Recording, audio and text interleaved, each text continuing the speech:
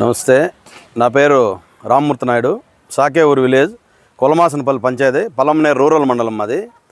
మాకు ముఖ్యంగా నిన్న జరిగిన ప్రోగ్రాం మన ఎమ్మెల్యే అమరన్న గారి చేతుల మీదుగా మాదిగబండ అనే గ్రామం, మారుమూల గ్రామం, ఒక అడవి వారు ఉంటుంది. అది కొలమాసనపల్లి పంచాయతీలో లాస్ట్ అనమాట. అది ఆ తర్వాత అట్లే ముందుకు పోతే తమిళనాడు బార్డర్ వస్తుంది.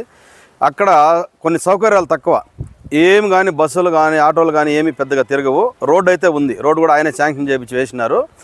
ఎన్నో సంవత్సరాల నుంచి అక్కడ బస్సు వేసుకోవాలని అక్కడున్న గ్రామస్తులు చాలా ప్రయత్నం చేసినారు.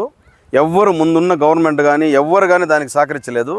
ఈసారి మేము 10 మంది కలిసిపోయి అన్నగారికి రిక్వెస్ట్ చేసుకున్నాము. స్కూల్ పిల్లలు కానీ అక్కడ ఏదైనా వైద్యం కోసం రావాలన్నా కానీ, టమాటా మార్కెట్ ముఖ్యంగా రైతులు ఏమన్నా మార్కెట్కి తెచ్చుకోవాలన్నా కానీ, ఏం చేయాలన్నా బస్సు అనేది లేదనమాట ఆ గ్రామానికి.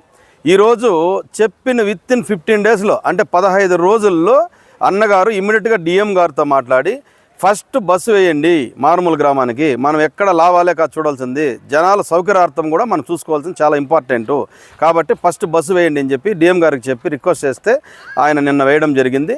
ఆ కార్యక్రమంలో ఎమ్మెల్యే గారు ఘనంగా పాల్గొన్నారు. గ్రామస్తులు ఎంతో సంబరంగా, ఎంతో మంచిగా, చాలా ఆప్యాయంగా రిసీవ్ చేసుకొని చాలా బాగా సంతోషపడినారు.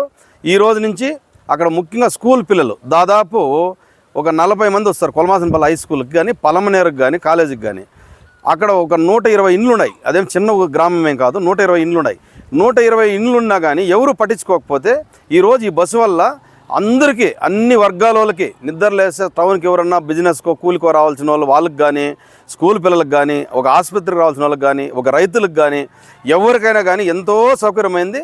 దీనివల్ల మేము మా కొలమాసనపల్లి పంచాయతీ తరపున, మా రూరల్ మండలం తరపున, మేము అందరూ కలిసి మాదిగబండ గ్రామస్తుల తరపున ఎమ్మెల్యే గారికి కృతజ్ఞతలు తెలుపుకుంటున్నాము. నమస్కారం. జై తెలుగుదేశం.